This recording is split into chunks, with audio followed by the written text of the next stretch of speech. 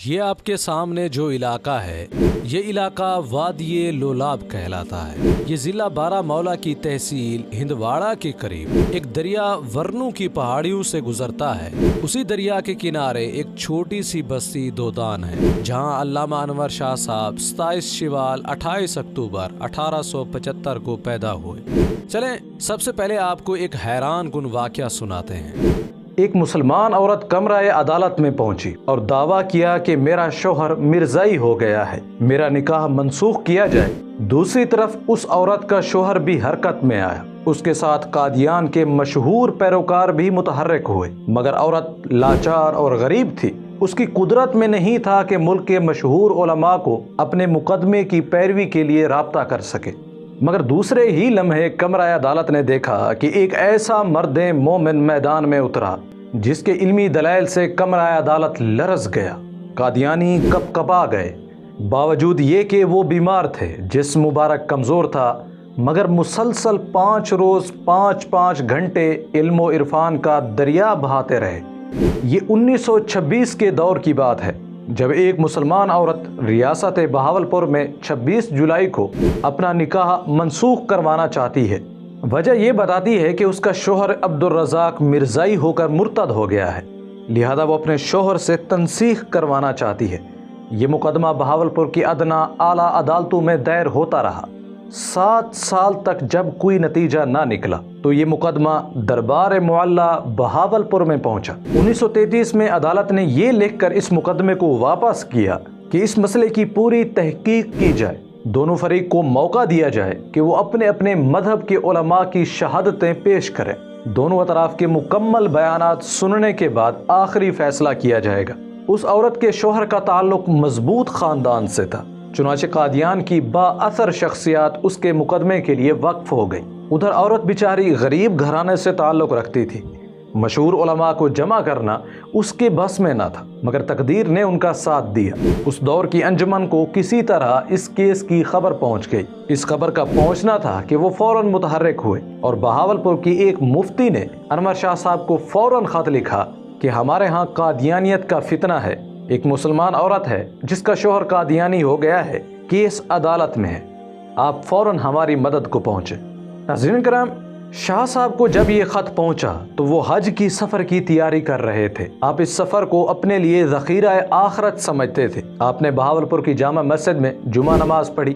نماز کے بعد ہزارہ مسلمانوں کو مخاطب کر کے کہنے لگے، میں بواسیر خونی کے مرض کے غلبے سے نیم جان ہوں، مگر اچانک مجھے ایک خط پہنچا ہے جس میں مجھے بہاولپور حاضر ہونے کے متعلق کہا گیا ہے۔ میں نے سوچا کہ میرے پاس کوئی زاد آخرت تو ہے نہیں، شاید یہی چیز ذریعہ نجات بن جائے کہ میں محمد صلی اللہ علیہ وسلم کی دین کا حمایتی بن کر یہاں آؤں۔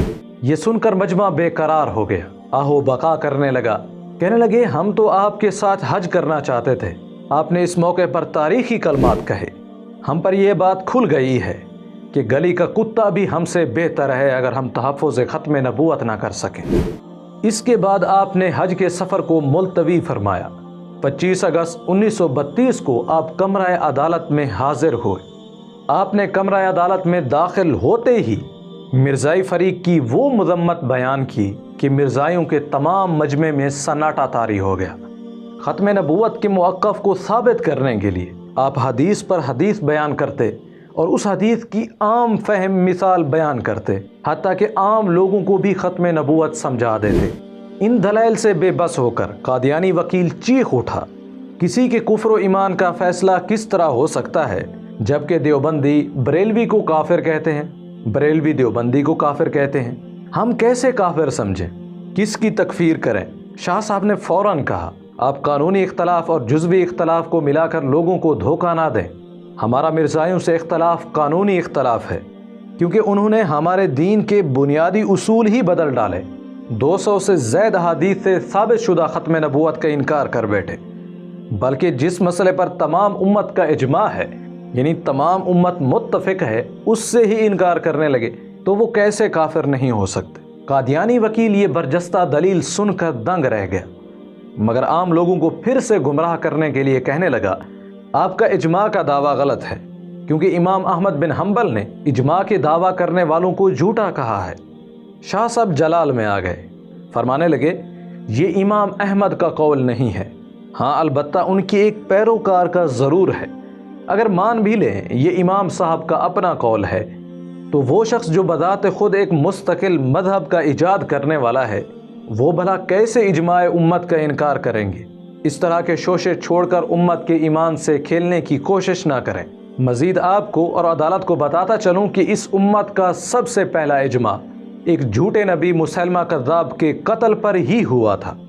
صدیق اکبر رضی اللہ تعالی عنہ نے رہتی دنیا تک مسلمانوں کو یہ پیغام دیا کہ جو کوئی بھی ختم نبوت پر ڈاکہ ڈالے وہ کافر زندیق ہے، واجب القتل ہے۔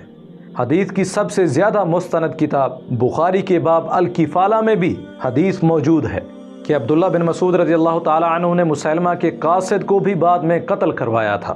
سلطان صلاح الدین ایوبی نے ایک شاعر کو گستاخی پر قتل کیا تھا۔ عیسیٰ علیہ السلام کا زمین پر دوبارہ آنا نبی صلی اللہ علیہ وسلم کی ختم نبوت کی دلیل ہے۔ الغرض شاہ صاحب نے ختم نبوت پر دلائل کے انبار لگا دیے۔ صرف شرعی دلائل پر ہی انحصار نہیں کیا بلکہ قادیانی لٹریچر سے بھی ان کا کفر ثابت کیا، جس میں مرزا قادیانی عیسیٰ علیہ السلام کی توہین کرتا ہے، نبی اکرم صلی اللہ علیہ وسلم کی شان میں گستاخی کرتا ہے، اپنے پیروکاروں کے سوا تمام مسلمانوں کو کافر قرار دیتا ہے۔ آخر میں شاہ صاحب کا جوش بڑھا تو مرزائیوں کے بڑے مناظر جلال الدین شمس کا ہاتھ پکڑ کر کہنے لگے، جلال الدین اگر تمہیں اب بھی قادیانیوں کے کافر ہونے کا شک ہے تو آؤ میں تمہیں اسے جہنم میں جلتا ہوا دکھاؤں۔ یہ سننا تھا کہ جلال الدین بوکھلا گیا۔ وہ یہ بھی نہ کہہ سکا کہ ہاں تم کر کے دکھاؤ، بلکہ خوف کے مارے کہنے لگا اگر تم ایسا کر بھی لو تو میں کہوں گا کہ یہ شعبدہ بازی ہے۔ ناظرین کرام، شاہ صاحب کی طبیعت اس کے بعد زیادہ خراب ہونے لگی تو اس مقدمے کا فیصلہ سنے بغیر چلے گئے، مگر اپنے ساتھیوں کو کہہ گئے کہ اگر میری زندگی میں فیصلہ ہوا تو سن لوں گا، ورنہ میری قبر پر آ کر مجھے سنا دینا۔ چنانچہ فروری 1935 بہاولپور ریاست میں جج صاحب نے مسلمان عورت کے حق میں فیصلہ سنا دیا اور پہلی مرتبہ مرزائیوں کے کفر کو ثابت کیا۔ شاہ صاحب کی وصیت کے مطابق یہ فیصلہ ان کی قبر پر جا کر سنایا گیا۔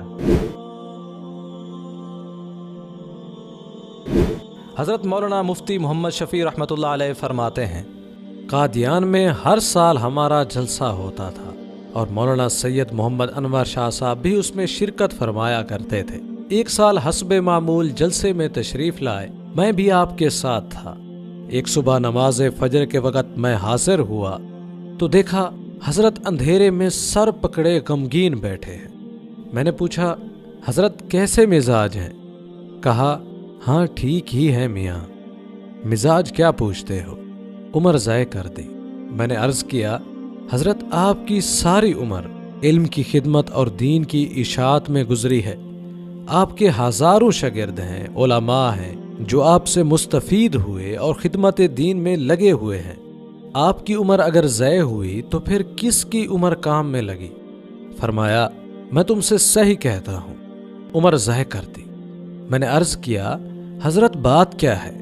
فرمایا ہماری عمر کا، ہماری تقریروں کا، ہماری ساری کاوشوں کا خلاصہ یہ رہا ہے کہ دوسرے مسلکوں پر حنفیت کی ترجیح قائم کر دیں، امام ابو حنیفہ کے مسائل کے دلائل تلاش کریں اور دوسرے ائمہ پر آپ کے مسلک کی فوقیت ثابت کریں۔ یہ رہا ہے محور ہماری کوششوں کا، تقریروں کا اور علمی زندگی کا۔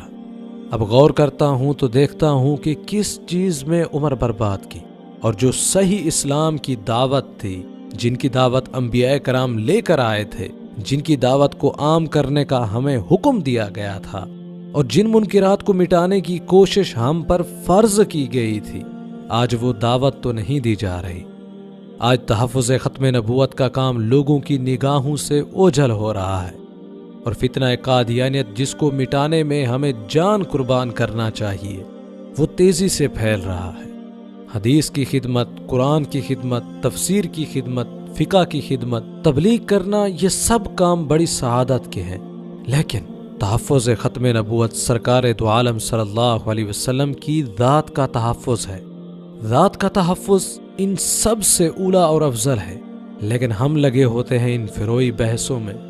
حضرت شاہ صاحب نے آخر میں فرمایا، یوں غمگین بیٹھا ہوں اور محسوس کر رہا ہوں کہ عمر ضائع کر دی۔ حضرت مولانا شمس الحق افغانی رحمۃ اللہ علیہ فرماتے ہیں کہ حضرت مولانا سید محمد انور شاہ کشمیری اپنی وفات سے 3 دن پہلے اپنی چارپائی دیوبند کی جامع مسجد کے صحن میں لائے تمام طالب علموں اور اساتذہ کرام کو مخاطب کر کے فرمایا، آپ سب حضرات اور جنہوں نے مجھ سے حدیث پڑھی ان کی تعداد 2000 کے قریب ہوگی۔ تاریخ اسلام کا میں نے جس قدر مطالعہ کیا ہے اس کی بنیاد پر پورے یقین سے کہتا ہوں کہ اسلام میں 1400 سال کے اندر جس قدر فتنے پیدا ہوئے ہیں، قادیانی فتنے سے بڑا خطرناک اور سنگین فتنہ کوئی بھی پیدا نہیں ہوا۔ میں آپ سب سے کہتا ہوں، اگر آخرت میں نجات اور حضور نبی کریم صلی اللہ علیہ وسلم کی شفاعت چاہتے ہو تو تحفظ ختم نبوت کا کام کرو، کیونکہ یہ کام آپ صلی اللہ علیہ وسلم کی شفاعت کا ذریعہ ہے۔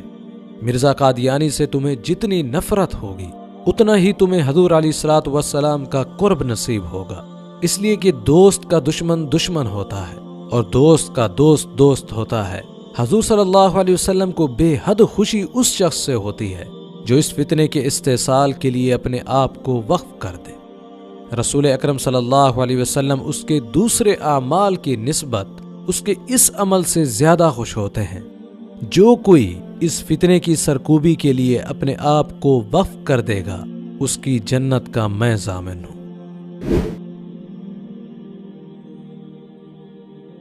بزرگ بستر پر لیٹے ہوئے تھے، طویل علالت نے انہیں کمزور کر دیا تھا، لیکن ان کے کھلتے ہوئے سفید چہرے اور کشادہ پیشانی سے علم و عرفان کی کرنیں گویا پھوٹی پڑتی تھی۔ انہیں اطلاع دی گئی کہ قاری صاحب ان کی عیادت کے لیے تشریف لائے ہیں۔ بزرگ نے قاری صاحب کو بلوانے کی ہدایت کی۔ قاری صاحب نے حاضر ہو کر سلام کیا، عیادت کی، اس کے بعد گویا ہوئے، حضرت میں آپ کو زحمت دینے آیا ہوں، مجھے ابو الحسن کذاب کے بارے میں تفصیلات درکار ہیں۔ بزرگ نے اپنی بڑی بڑی آنکھیں قاری صاحب کے چہرے پر جماتے ہوئے ادب اور تاریخ کی 8-10 کتابوں کے نام بتا دیے اور یہ بھی واضح کر دیا کہ ان کتابوں کے کن حصوں میں مطلوبہ مواد مل جائے گا۔ قاری صاحب نے کہا، حضرت مجھے اس شخص کی صرف صفت کذب و دروغ گوئی کے حالات معلوم کرنے ہیں، مگر ان کا کوئی عنوان کسی کتاب میں نہیں ملتا۔ بزرگ کے لبوں کو جنبش ہوئی۔ مولوی صاحب آپ نے بھی کمال کیا، عنوانات ہمیشہ کمالات پر قائم کیے جاتے ہیں۔ صفت کذب کون سی تعریفی صفت ہے کہ لوگ اس پر عنوانات قائم کر کے لکھتے ہیں؟ تاہم بزرگ نے مختلف کتب میں چند مقامات کی نشاندہی فرمائی۔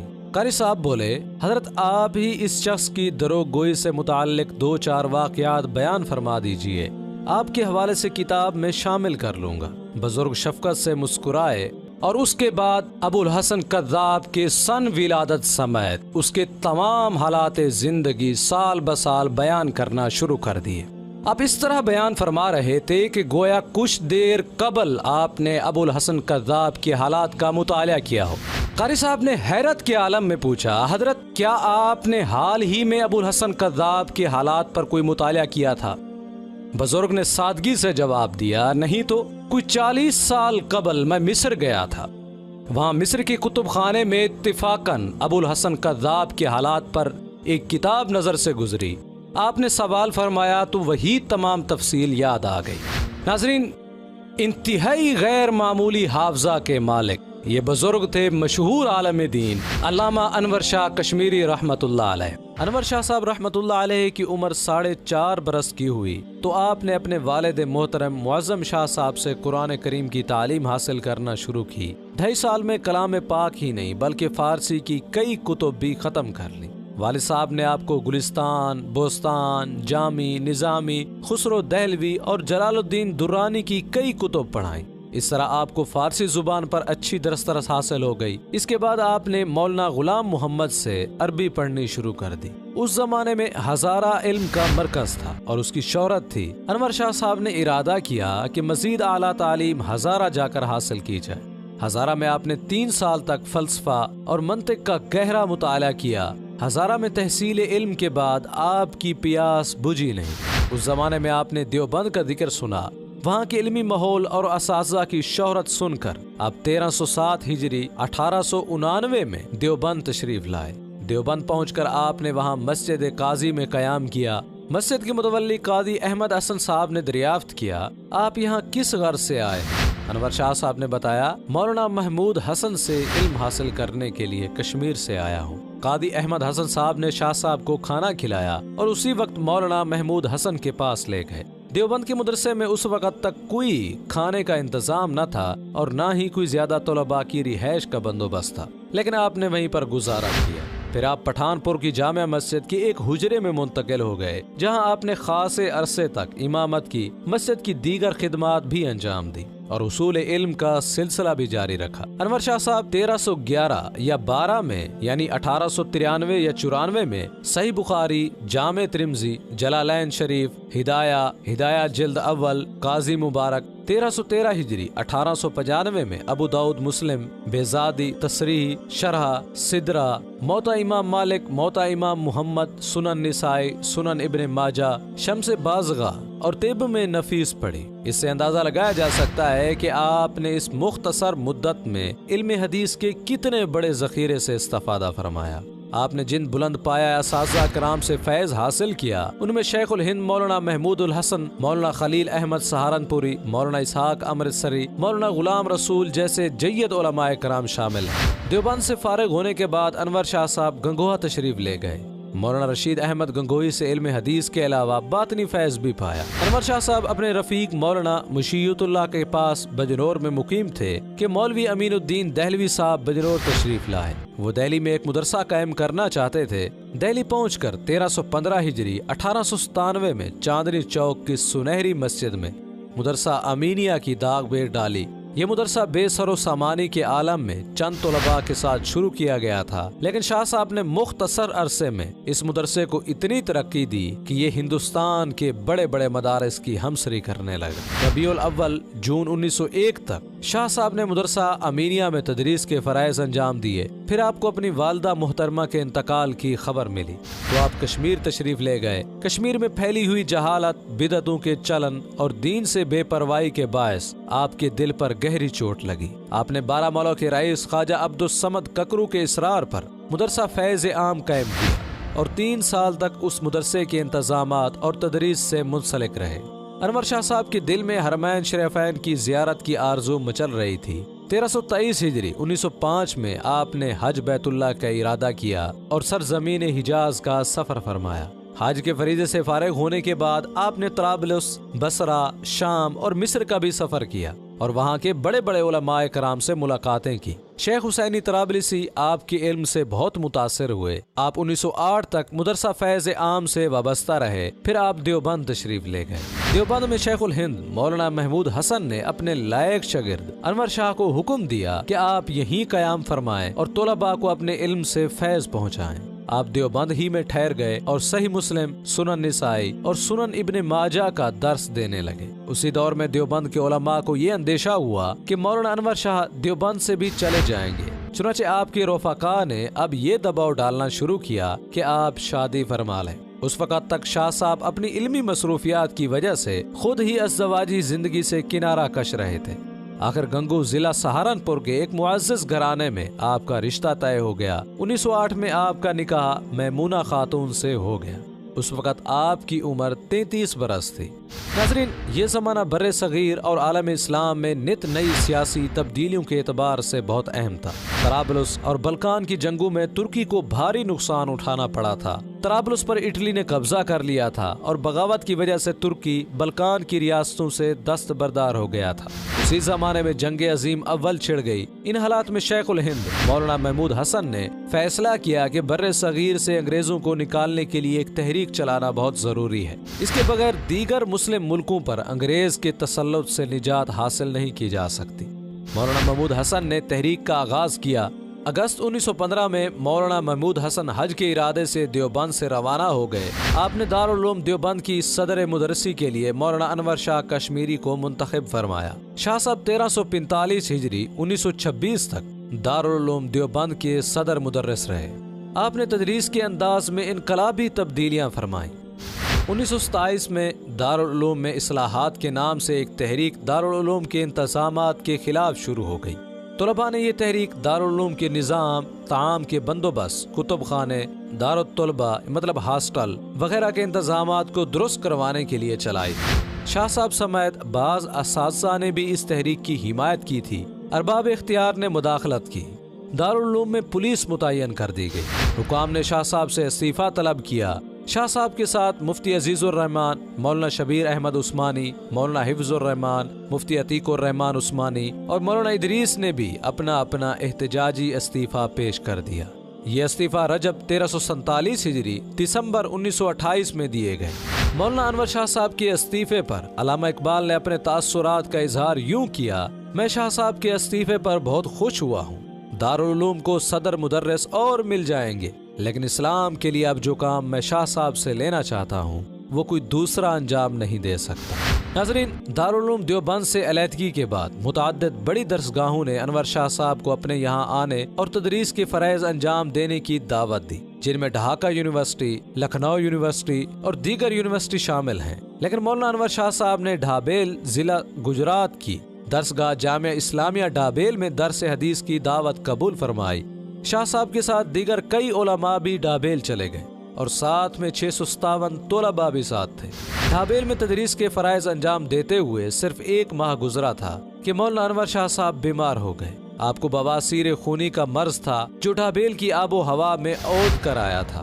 बहरहाल आप अपने फ़राइज़ अंजाम देते रहे। इस दौरान लाहौर, अमृतसर, बिजनौर और देवबंद के भी सफ़र जारी रहे। डॉक्टर सैयद मोहम्मद फ़ारूक बुखारी अपनी तसनीफ़ अल्लामा मोहम्मद अनवर शाह कश्मीरी शख्सियत और इल्मी कमालात में एक वाक़या तहरीर करते हैं। एक मरतबा शाह साहब देवबंद से कश्मीर आए थे। हज़ारों लोग फ़र्श राह थे। उन्हीं अयाम में एक दिन फजर की नमाज के लिए मस्जिद शरीफ में पहुँचे थे। श्रीनगर के एक नामवर बुजुर्ग मौलाना मोहम्मद फाजिल मंतकी भी मस्जिद में थे। उन्होंने फरमाया कि मैं मस्जिद में पहली सफ में मौजूद था। नमाज अदा करने के बाद हजरत शाह साहब ने मुझे करीब आने की तरफ इशारा किया। मैंने हुक्म की तामील की। मैंने अपने बाएं तरफ देखा तो एक नूरानी सूरत देखी जो खुशरू और खुशपोश थी। मैं कुछ डर सा गया और मुझ पर सख्त किस्म की कैफियत तारी हो गई। रोने का इतना गलबा हुआ कि हजरत शाह साहब को मुतवज्जे होना पड़ा। मेरी हालत देखकर पूछने लगे, क्या हुआ? मैंने अपने बाएं तरफ फिर देखा तो वो सूरत ही गायब थी। मैंने अर्ज किया, हजरत यहाँ ऐसी ऐसी सूरत का आदमी बैठा था और अब गायब हो गया है। इस पर बड़े इत्मीनान के साथ फरमाने लगे, शायद मौलाना रूमी मैं बाशुद, यानी शायद मौलाना रूमी हूँ। मौलाना अनवर शाह साहब के मुताले की रफ्तार बहुत तेज थी। एक बार फरमाया, मैंने अपने ज़माना तालिब इल्मी में फतहुल बारी की 13 जिल्दें 20 रोज में मुकम्मल पढ़ डाली थी। एक बार फरमाया, मैं बाज़ औक़ात तवील और पेचीदा मुताला करता हूँ, लेकिन कोई इल्मी नुक्ता मेरे हाथ नहीं आता। अगर मुताले के दौरान एक आध बात मेरे हाथ लग जाती है तो मुझे अपनी तवील मेहनत पर अफसोस नहीं होता। मौलाना अनवर शाह साहब का मुताला बहुत ज्यादा वसी था। आपने दीनी उलूम के साथ साथ जदीद उलूम की तहसील भी फरमाई थी। दारुल उलूम देवबंद से फरागत के बाद आपने दिल्ली में हकीम वासल खान से फन तिब की तालीम हासिल की।